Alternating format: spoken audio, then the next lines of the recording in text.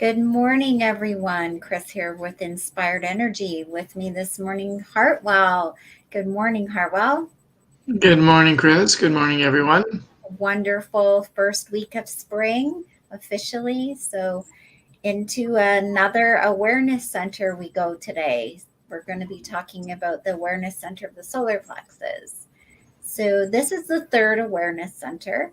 And can you tell us, Hartwell, how it differs from the other awareness centers? Um, it is, as you say, the third. It is the most recently to have evolved. And so, remember with the spleen, that was survival awareness. It's very much in the moment based and it keeps us physically alive. So, the fears that arise in the spleen are all about things related to survival. And we share that energy and that awareness, that instinctive and intuitive awareness with all other life forms. The ajna, mental awareness, was what we saw is that it is awareness over all time. So, you can have ideas about the past and the present and the future. And, those ideas, if you lock onto them, can affect you over a long period of time. So its frequency was across all time, and with the solar plexus, the awareness that arises in the solar plexus, it flows in a wave, so it's constantly shifting. It doesn't remain stable ever, and so there is a sense in which it brings you into the moment, but it ebbs and flows. It moves from hope to despair and anticipation to disappointment, and it's about the emotional energy of life. So it's complex, and it probably has the greatest effect on us of any of the centers in human design. Well, is that so whether you're emotionally defined or not, does that affect this as well? Does that amplify it? Would you think, or? If it is defined, then you gain some sort of familiarity with it because it's always happening for you. That wave is always living in you as a fluctuation. And so it is more manageable if it's defined in a way. Because some of the people that think they're the most emotional are actually not defined. They're feeling the effect of the amplification of other people's emotional energies. Yeah, I know. I hear you say that all the time. So I find that quite interesting how we are beings who start acting out of alignment with who and what we are by the energies we take on from others when we're undefined in that center. So I find that fascinating. So the next thing about the solar plexus that you wanted to dive into was about fear, and fear is experienced differently by each awareness center. So how is it experienced by the solar plexus? Can you tell us something? Yes. So splenic fear can be quite visceral. Ajna awareness or fear can be anxiety. Here in the solar plexus, we'd like to talk about nervousness, because the emotional wave is always flowing. There's a sense of uncertainty. Right. We can never be certain of things and how we feel about them, because it's fluctuating. Right. Now, if we are talking about somebody with emotional awareness, that's obviously defined for you, and therefore it's going to be your authority. So, we might just talk a little bit about emotional authority today. How do you use that as a voice of truth? If there's that uncertainty, the uncertainty is what creates the nervousness, you see.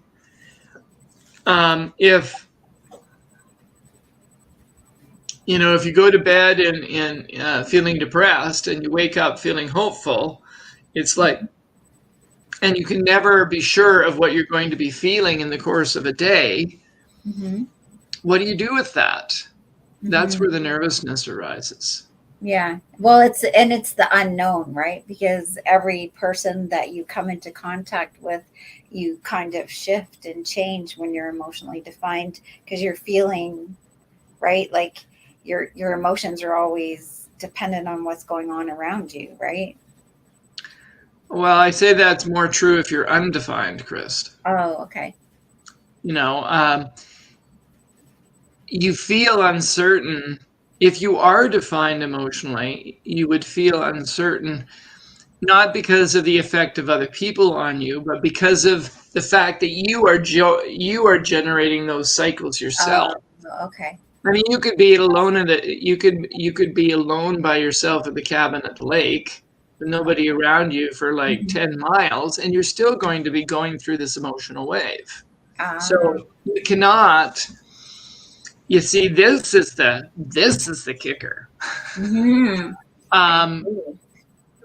one of the greatest causes of human suffering is trying to um, link a reason, Hmm. an intellectual reason. Oh, this is why I'm feeling this way. This is why I'm feeling that way.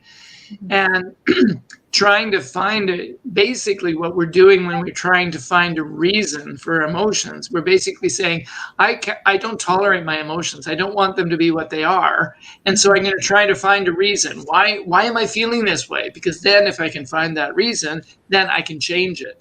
Hmm. See, we are always caught in this trap of wanting to change what we're feeling rather than just going with it. Ah, okay. Yeah. And then that's when we start not being ourselves. Start Well, trying to find ways to not feel the way that we feel. yes. Yeah. If you're trying to feel differently than you are, then you're obviously judging your experience. You're not Hmm. accepting it. Hmm. And you are getting caught up in not self mind patterns. Hmm. So, this And is why emotional health, emotional acceptance, surrender to the emotional wave is so crucial. yeah, I And see that's that. why the nervousness, right? Yeah. So, what are the different ways of being nervous, as indicated by the different gates? Well, there are 7 different gates at the emotional center. Hmm. Um, Gate 37, which goes from the solar plexus to the ego, is called the gate of friendship. And that is the fear of tradition, a nervousness of having to conform to your family roles, your tribal roles, or your ability to do it or not to do it. That fear of tradition, that fear of tribal is part of that. Right. Um, with gate 22, the gate of grace. And part of the reason I want to go through these centers in this way is just so that you hear the name of all the gates. But the gate of grace, gate 22, is about the fear of it's about the fear of silence. You Mm. know, what is said or not said in the silence? Will there be anything worthwhile to say? Will there be anything worthwhile to listen to? So human design calls it the fear of silence. Mhm. Um, Gate 6, which points towards the sacral center, is called the gate of conflict. And this is the fear of intimacy. Nervousness about being intimate. Do I want to be intimate with this person or not? Mhm. Nervousness about revealing who you are and being seen, Mhm. you know, uh, uh, Being vulnerable, letting being somebody in. vulnerable. Yeah. Yes, that's right. Gate 49, which is one of which is a tribal gate pointing towards the root, is the gate of fear of nature. Mhm. Um, nervousness about unpredictability and consequences of being in the tribe. Do I accept or reject the needs of the tribe? And somehow that correlates to the fear of nature. Mhm. Gate 55, which also points to the root. It's an individual part of the individual circuitry. The gate of abundance is about the fear of emptiness. Mhm. Will anything ever make me feel emotionally full? Will anything ever, you know, um, how am I going to deal with this melancholy that I feel? Will there ever be anything to be passionate about? Will there ever be anything juicy in life that makes it feel worthwhile? Right. So that's the fear of emptiness. Hmm. With gate 36, which points upward towards the throat, one of the collective channels, this is the gate of crisis. And this is a fear of inadequacy. Will I have what it takes, to meet the challenge of new experience? It's about emotional and sexual inadequacy, potentially. So, and the final gate, gate 30, which points again towards the root in one of the collective part of the collective sensing circuitry. It's called the gate of feelings, and this is the fear of the fates. Human design calls it. What does that mean? Nervousness about what might or might not happen in life. What is going to happen to me? What is fate going to bring to me? So it's a desire to feel deeply, but you don't know where your desires are going to take you. So it's a fear of, what's around the next corner. So they call it the fear of the fates. So we talk about all of this stuff, and then you say how important it is to have a healthy relationship for your emotional being. So what does a healthy relationship to emotions look like? Right? Because some of us don't even know that from the time we're children. We grow up in these, families who are so, not healthy. So what does it look like for us to have a healthy relationship with emotions? This is a deep question to ponder. I'm still pondering it, and you and I are both emotionally defined. Right. But at the best of times, I think at the best of times, I would describe it as a feeling like the ocean rather than the wave. Feeling that there's this eternal connection to the dimension of experience that the solar plexus represents. It's like the emotional capacity is like the ocean. It's eternal. It's deep. It's warm. It's full of infinite variety, and it is so beautiful. It's beautiful in its heights, and it's beautiful in its depths. But if you, in a sense, if you take the whole experience as one thing, if you just think about your capacity to feel and embrace that in your heart and open your heart, then it becomes less scary. Because we sometimes think that somehow our emotions are not survivable. Right. So it's okay to feel. It's more like what we do with those feelings. I think sometimes that creates us stifling them. Right. Yeah. And it's like, well, if you over-identify, if you only want to be in the top of the wave, then you try to hold on to it by finding reasons for why you're at the top of the wave. And then you fail because you can't fix the wave. You can't keep it from moving. And then you cause yourself suffering because you fall into the other part, and then you judge yourself again. Mental stuff comes up, not self-mind stuff. Yeah. And it's like, and then you're miserable because you feel like you did something wrong because you're in that melancholy space again. Yeah, exactly. So you've got to stop identifying with the wave and trying to change the wave and be the ocean instead.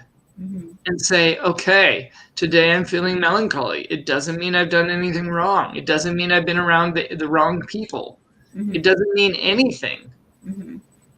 So we try and make it mean something, and that's what causes us most of our suffering. Yeah, our stress and suffering, exactly. And so, then the mind becomes the problem. In human design, I'd almost want to call, what people often refer to as the ego this, the ego that. Mm-hmm. I'd probably rather say the not self mind this, the not self mind that, Right. from a human design point of view. Yeah. Well, that's about dropping your head into your heart. Which one is your mind? Which one do you live through? Right. Yeah. So, can you say anything about the solar plexus as we wrap up here as an inner authority? If, like 47% of the population, you have it as an inner authority, this means that you, when it comes to decision making, you wait for clarity about things. So you don't make a decision when you are high in the wave or low in the wave. You sleep at least one night on major decisions and feel the tranquility that comes from moving through the wave. And it'll produce a kind of clarity that feels like a tranquility. Mm-hmm. And, but because the wave is so ever moving, it means that you can only ever be, up to say 80% clear on any given thing. Yeah, exactly. The emotional authority from, the spleen or from the sacral can feel more definitive. Mm-hmm. But with the emotional, you kind of you do the best you can. You work with what you got, and Mm-hmm. that sounds maybe not satisfying, but if you're emotionally defined, you know the feeling of when you feel emotionally clear, Mm-hmm. and it is satisfying. Yeah. It There's is a satisfying. confidence, right? There's a confidence, there's a peace, there's a self assuredness that everything's okay, right? Yeah. It's just, yeah, that's what, when I get that state, that's how I feel. Like, doesn't matter what happens, I feel good about whatever is coming, right? So, I like the metaphor of being a surfer. yeah, good one. Yeah. It's like if you are not judging the ocean, if you fall in love with the ocean, then you can enjoy surfing it. Mm-hmm. You can get in the flow of it. You can let it lead for you. You can harmonize with the ocean. Um, but if you fight it, then you're going to end up, catapulting off your surfboard, and you're going to take on water. Yeah. You're gonna. Exactly.